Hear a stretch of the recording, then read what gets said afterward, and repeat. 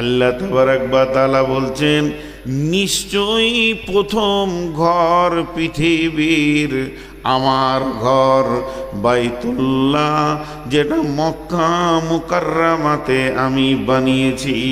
উদিয়া লিন্নাসি, ঘরটা আমার বানিয়েছি আমি মানুষের জন্য।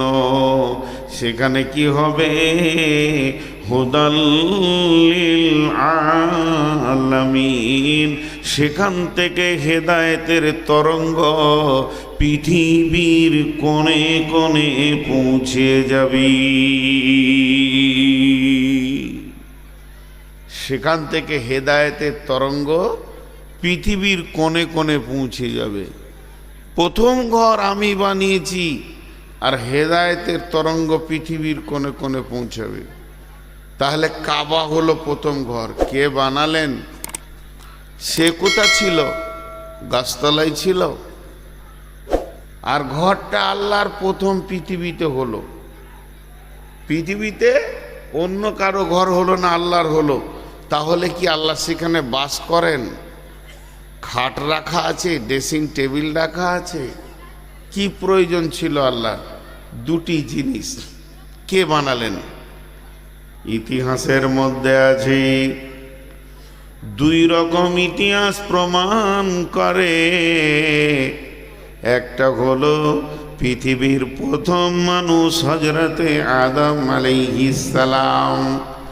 আদমকে যেদিন বানানো হয়, আদমকে যেদিন জান্নাতুল ফিরদাউসের মাটিতে বানানো হয়, আল্লাহ তাবারক ওয়া তাআলা তার রহমতের ফেরেশতাদেরকে দিয়ে বলল, যাও তোমরা মক্কার মাটিতে ওই হাজার পাহাড় রয়েছে, ওই পাহাড়ের ভিতরে গিয়ে একটা জায়গা নির্ণয় করে দিলেন।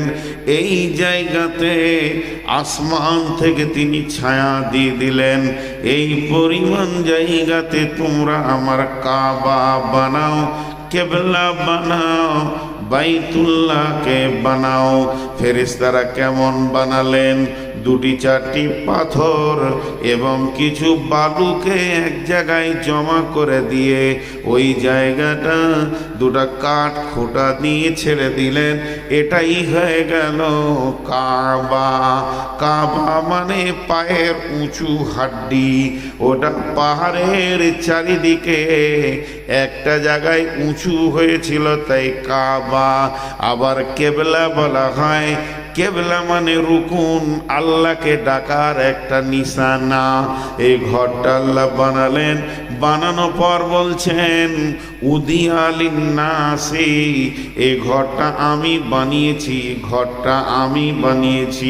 আমার ঘরের মালিক আমি কি? আমি আল্লাহ।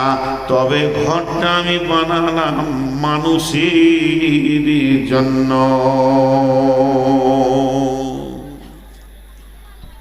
ঘরটা আমার বানালাম মানুষের জন্য।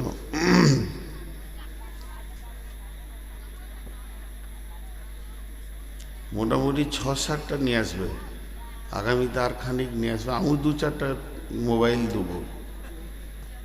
তোমরা জানো যে আমি এগুলো বরদাস্ত করি না। ঘরটা আমার বানিয়েছে কার জন্য? মানুষের জন্য। খুব ধ্যান করেন কথাটা। এখন ওই কাবা শরীফ থেকে চলে আসি এই মসজিদে। ঘরটা কার?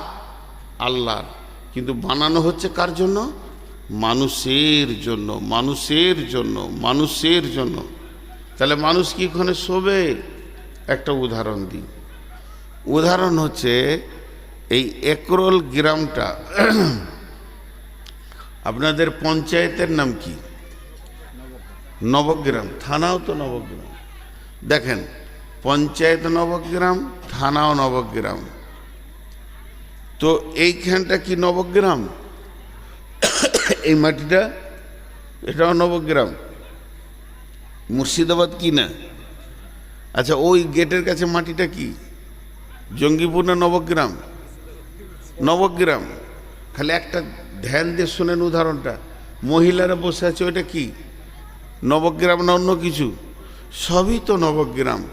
তা সবই যদি নবগ্রাম হয়, এখন আপনার সমস্যা হয়েছে, ঘরে ঝগড়া হয়েছে, কোনো মারামারি ফাটাফাটি হয়েছে, কোনো একটা কাজে প্রয়োজন, থানা, তা নবগ্রামে থানাতে যেতে হবে, তো এটা তো নবগ্রাম। এবার ডাকেন পুলিশকে, ওই রাস্তাটাও তো নবগ্রাম, ডাকেন ডাকেন যে স্যার আমার একটু অসুবিধা হচ্ছে। কাকে বলবেন, কোথা বলবেন?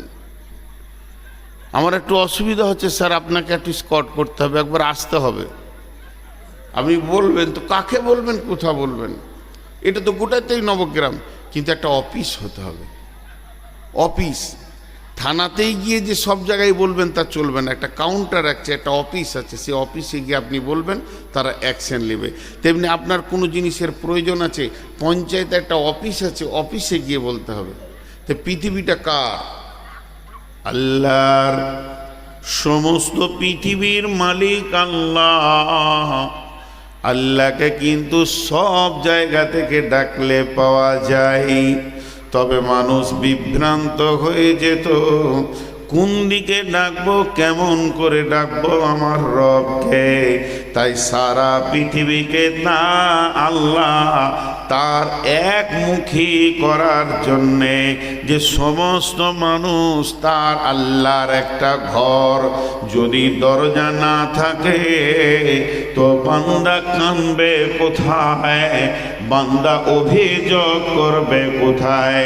তার জন্য আল্লাহ বলছেন, আমি তোর জন্য ঘরটা বানালাম রে নবগ্রামের মুসলমান, একরলের মুসলমান, শুনেলে 70 বছর, 50 বছর, 20 বছর, 40 বছর বয়স, তুই অনেক গুনাহ করেছিস, অনেক অভিযোগ আছে, তোর অভাব আছে, আয় মক্কা মুকাররমাতে তুই চলে আয়, এখানে আমার ঘর আছে, আর আমার ঘরের দরজা ধরে তুই কাঁদ, আমি বানিয়েছি তোদের জন্য উজিয়ালিন নাস, আমার ঘরের সামনে উবুর হয়ে পড়ে যা, সাজদা করে করে তুই তোর অভিযোগকে বল, আমার ঘরকে তাফ কর, চক্কর মার মার, তুই আল্লাহর কাছে তওবা কর, ইস্তিগফার কর, আমি রব তোকে মাফ করনে ওয়ালা। অতএব আমার আল্লাহ বলছেন, ইন্না আউয়ালা বাইতিন উদিয়া লিন-নাসি লাল্লাযী বিবাক্কাতা মুবারাকা, আমি আমার ঘরকে তোদের জন্য মক্কা মুকাররমায় বানালাম, কেন?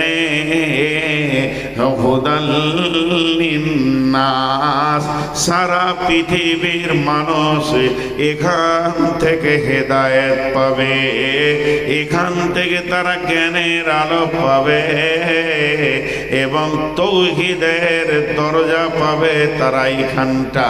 এর জন্য আমি রব মক্কা মুকাররমায় এটা বানালাম।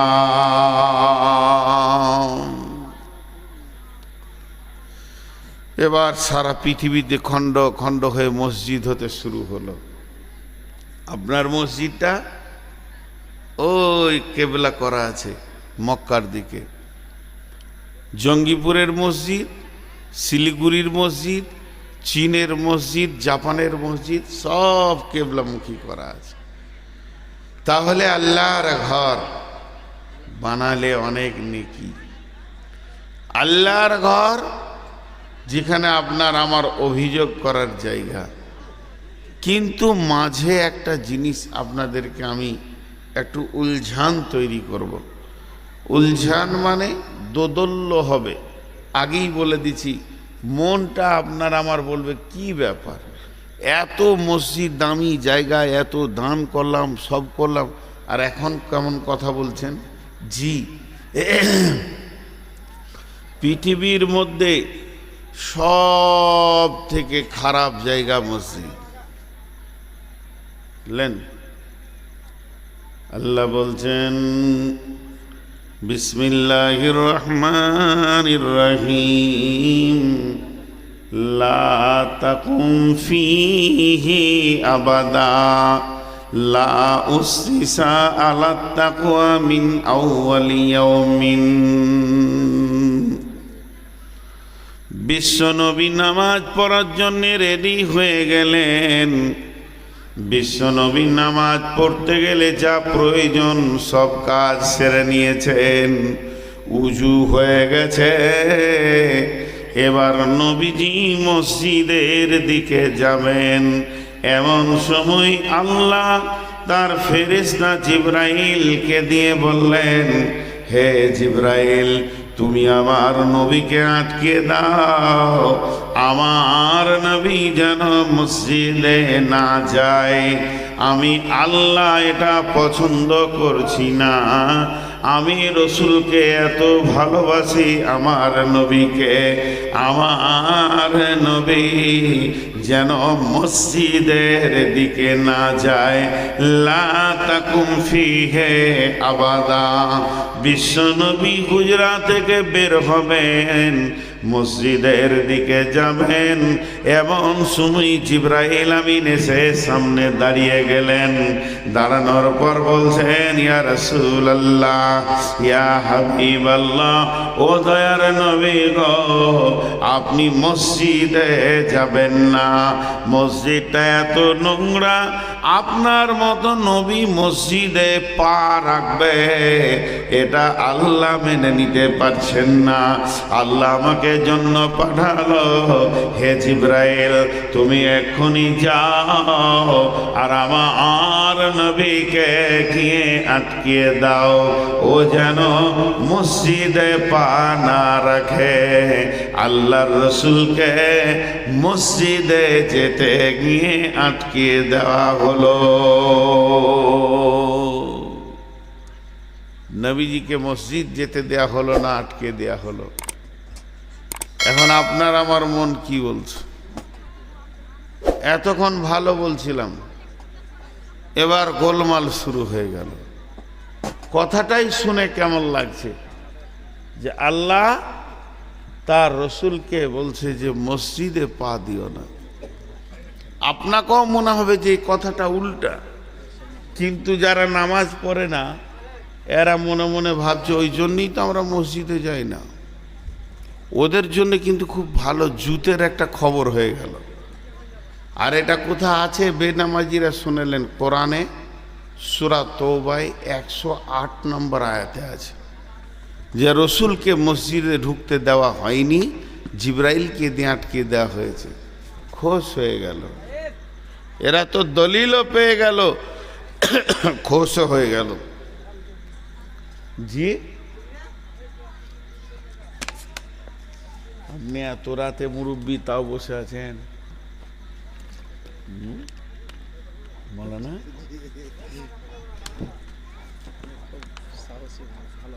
আমার প্রশ্নটার দিকে খালি ধ্যান দেন।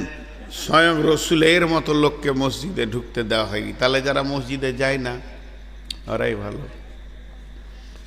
একজনের গরু ও খোঁটা থেকে কীরকম দড়ি খুলে মসজিদে ঢুকে গেছে, আর ওই রকম মোটা আর বড় বড় শিং হয়ে আছে।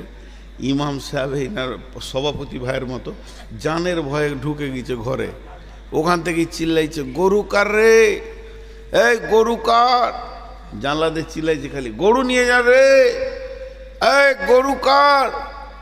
তো গরুওয়ালা তখন কেবল রুটি খেতে বসেছে, ও তো জানছে যে আমার গরুটাই বদমাস। তাড়াতাড়ি করে উঠে ইমাম সাহেবকে কি বলছে দেখেন, যে আপনি মৌলবি সাহেব মানুষ, এত গলার ফাঁড় কেন, এত চিল্লাইছেন কেন? ও তো গরু, আর হুঁশ নাই বলি মসজিদ ঢুকেছে, আমি কোনোদিন ঢুকি? বলছো গরু ওর হুঁশ নাই বলি মসজিদে ঢুকেছে, আমি কোনোদিন ঢুকি? ইমাম সাহেব বলছে, তোর থেকে গরু ভালো বে, ও তাও আল্লাহর ঘরে এসেছে, তোকে হুঁশ হচ্ছে না যে আল্লাহর ঘরে ঢুকি। জি, এর নাম মসজিদ। আপনাদের মেয়েদের জালসাও শুদ্ধ হচ্ছে না? হ্যাঁ, ওদিকে মেয়ে ছেলে বক্তাও আছে না বলছে, আমি তো শুনতে পেয়েছি, সভাপতি বলছে না। আজীব ব্যাপার, আমি তো বায়ান শুনেই যাচ্ছি তখন থেকে। তো মা বোনদেরকে একটা খবর দিয়ে দিই, নামাজ ছেড়ে দেবে আজকে।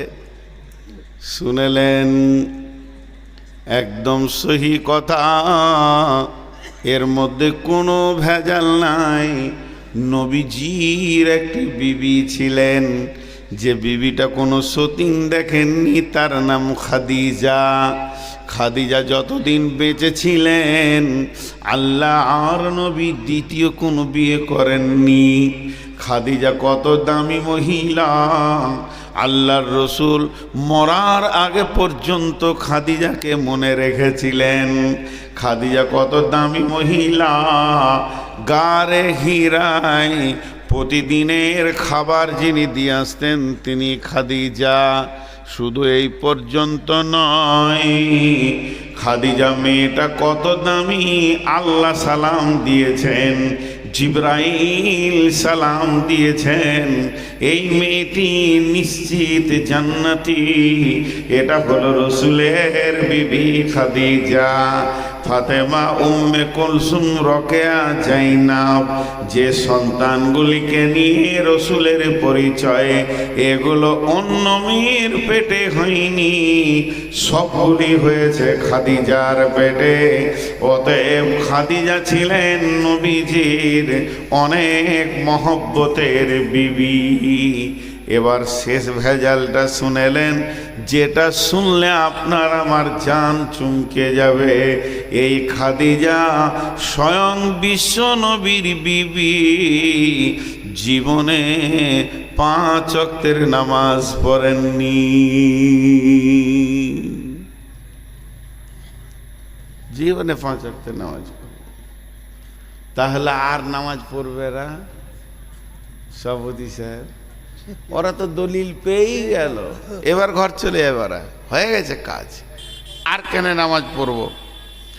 দেখেন, দুটি জিনিস বললাম, দুটা উল্টা জিনিস বললাম, এরকম অনেক হাদিস কোরআন আছে, তো এগুলো বুঝতে হয়। খাদিজা নামাজ পড়েননি আর রসুল মসজিদে পা দেননি, মিটে গেল। এখন এই কথাটা এই পর্যন্ত রাখেন। তার আগে আমি 2-10 মিনিট বায়ান করেছি কিসের? মসজিদ দামি জায়গা, আল্লাহর ঘর, মসজিদ বানালে আল্লাহ জান্নাতে ঘর বানান, স্বয়ং রসুল বলছেন। আর আল্লাহ কোরআনে বলছেন, আমি পৃথিবীর প্রথম ঘর বানিয়েছি মক্কা মুকাররমায়। তাহলে কথাগুলো সব থাক। এখন একটা কথা আপনাদেরকে জিজ্ঞেস করব, খুব ধীরে ধীরে বলছি। কেন বলছি বলি, আমার সুগার অনেক বেশি, পুরা পা আজকে আগুনের মতো জ্বলছে। একবার বিকালের দিকে ভেবেছিলাম যাব না, আমাদের দিকে আবার বৃষ্টিও হলো, প্রচুর বৃষ্টি হয়েছে বর্ধমানে, আর আমার গ্রামে হালকা হয়েছে। গাড়ি দেখলে বুঝতে পারবেন কত কাদা লেগে আছে, রাস্তার কাদা। তো সেই কষ্টে এসেছি। জ্বরের ভাব ছিল গতকাল, কাশি এখনো বন্ধ হয়নি, কিন্তু ওয়াদা খেলাপ করা অভ্যাস নাই, তাও আমি ধীরে ধীরে চালাতে রয়েছি এবং পিওর একটা সাবজেক্টের ওপরে কথা বলছি, মসজিদকে কেন্দ্র করে। আপনারা ধৈর্যের সঙ্গে শোনেন। তো দুটি জিনিস আপনাদের ভিতরে কৌতূহল থেকে গেল, মেয়েদের ভিতরে একটা, পুরুষের ভিতরে একটা। কৌতূহলটাকে আগে পরিষ্কার করে দিই। ইতিহাস আপনাদের স্কুলে, কলেজে, ইউনিভার্সিটিতে, প্রাইমারি স্কুলে, হাই স্কুলে, কলেজে, হাই মাদ্রাসায়, সব জায়গায় একটা সাবজেক্ট হয়, সেই সাবজেক্টটার নাম হলো ইতিহাস। হয় কি হয় না? আপনাদের এখানে হয় কি হয় না? সভাপতি মুখ খুলছেন, একটা অত বড় আলিম মানুষ, আর আপনারা একটু মুখ খুলছেন না। মনে মনে কেন এরকম চুপ আছেন? একটু মুখ খুলেন। ইতিহাস হয়। তো ইতিহাস মানুষের কি লাগে, কাজে লাগে? আমি বুঝে আসি না। এই ভাইয়ের সঙ্গে আমার অনেক ঝগড়া, আজ থেকে ধরেন 6 মাস আগে ঝগড়া, কথাবার্তা নাই। দুজনই আলিম, হতেই পারে, শয়তান কি লাগবে না? আলেম মানি কি ফেরেশতা? এত ঝগড়া যে ওর কাছে আমি দাঁড়াই না, উনি আমার কাছে দাঁড়ান না। তো যাই হোক, একরোলের লোক বলছে 2 আলেমের মধ্যে এইরকম থাকবে, এটা তো ভালো নয় যে 10 লোক বসেছে 2 আলেমকে নিয়ে। তো উনি বলছেন আমাকে নূর মোহাম্মদ সাহেব অপমান করেছেন, আমি বলছি আমি করেছি একা, আপনি কি ভালো মানুষ? এই যখনই পূর্বের কথা তুলতে গেছি তখন ওখানকার 10 লোক বলছে দাঁড়ান দাঁড়ান মৌলভী সাহেব, দুজনেই দাঁড়ান দাঁড়ান দাঁড়ান দাঁড়ান, পেছনে যেটা ঘটে গেছে ওটা ছেড়ে দেন, ও কথা আর তুলিয়েন না। কথা তোলাতুলি হলে এত কথা বাড়বে যে নিষ্পত্তি আসবে না। বিধায় আপনি ওকে মাফ করেন, ও আপনাকে মাফ করে দেবে, মুসাফা করে নেন। আগে জীবনে যেন এটা আর না ঘটে, এইটা নিয়ে কথা হোক। তাহলে ইতিহাস কোনো কাজে লাগে না। এতগুলো লোক মুখ খুলে না, ইতিহাস কোনো কাজে লাগে না, অথচ ওই সাবজেক্টটা পড়ানো হয়, খুব গুরুত্ব দিয়ে পড়ানো হয়। শুধু কলেজে কোরআনে 10 পারা ইতিহাস ভরা আছে, শুধু ইমানদারদের বেঈমানেরও ভরা আছে। ফেরাউন, নমরুদ, হামান, উবাই ইবনে খালফ, আব্দুল্লাহ ইবনে উবাই, উবাই ইবনে সলুলের নামে আয়াত নাজিল হয়েছে। জঘন্য জঘন্য লোকের ইতিহাস কোরআনে আছে, যাদের নাম শুনলে মানে বমি আসবে, ঘৃণা আসবে, সেরকম ইতিহাস আছে। তাহলে ইতিহাস কোনো কাজে লাগে? আরে হ্যাঁ না বলে না, লাগে না। আচ্ছা, ইতিহাস যদি কাজে না লাগে তাহলে 50,000 টাকা ধার দেন, 2 মাস পর চাইলে বলবো ওটা ভেজাল কথা, ভুলে যান পূর্বের কথা, ছাড়বে। ইতিহাস 4টা কাজে লাগে, মুখস্থ করেন। ইতিহাস 4টা কাজে লাগে। নাম্বার 1, ইতিহাস ভবিষ্যতের প্রেরণা বানাই। যখন আপনি সাহাবীদের ইতিহাস পড়বেন, ভালো মানুষের ইতিহাস পড়বেন, সোনালী মানুষ যারা পৃথিবীতে বিখ্যাত মানুষ, তাদের ইতিহাস যখন পড়বেন, তখন আমি ওই যুবক, ওই ছেলেটা এখন থেকেই লক্ষ্য বস্তু বেছে নেবে। ওই লোকটা যদি ভালো ছিল, আমিও ভালো হতে পারবো। এর জন্যে সে উদ্যম নিয়ে পড়াশোনা করবে, ইতিহাসকে তৈরি করবে নিজের জীবনের। এর জন্যে 1 নম্বরে ইতিহাস জীবনের ভবিষ্যতের প্রেরণা দেয়। 2 নম্বর ইতিহাস কি লাগে? ইতিহাস 2য় নম্বর যেটা লাভ করে, ভবিষ্যৎকে সাবধান করে দেয়।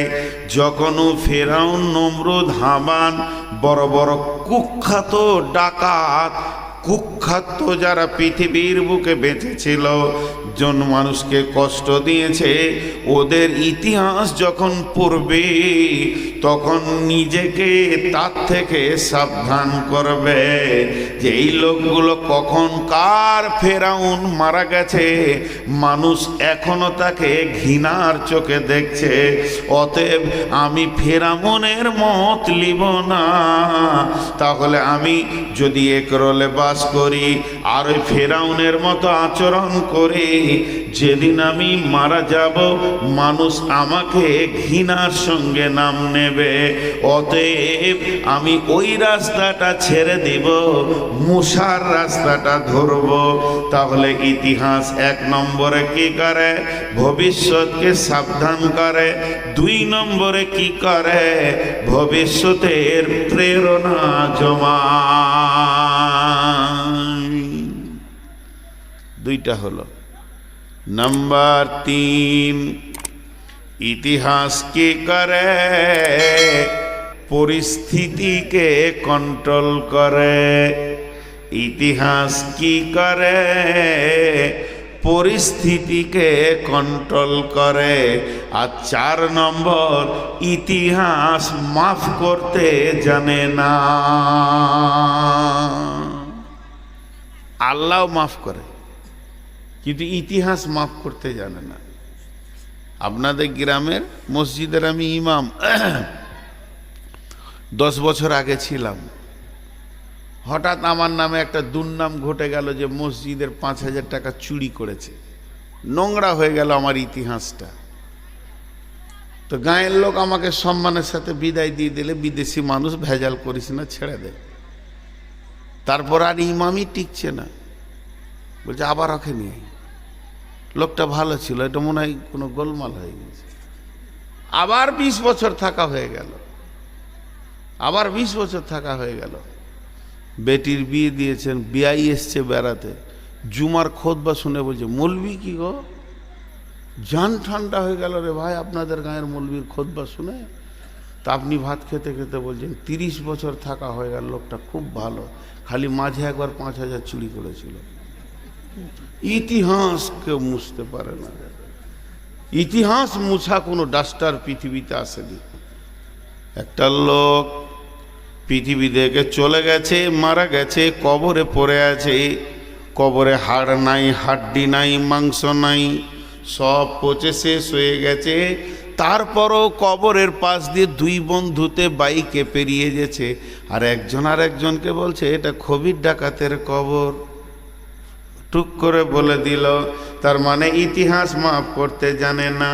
3টে বলা হলো, 1 নম্বর ইতিহাস ভবিষ্যৎকে সাবধান করে, 2 নম্বর ইতিহাস ভবিষ্যতের প্রেরণা দেয়, 3 নম্বর ইতিহাস মাফ করতে জানে না, 4 নম্বর ইতিহাস পরিস্থিতিকে কন্ট্রোল করে, ইতিহাস পরিস্থিতিকে কন্ট্রোল করে। তার মধ্যে একটা অন্ধকে দূর করে দিই। ও মা আমার, বোন আমার, আমি একটু আগে বলেছি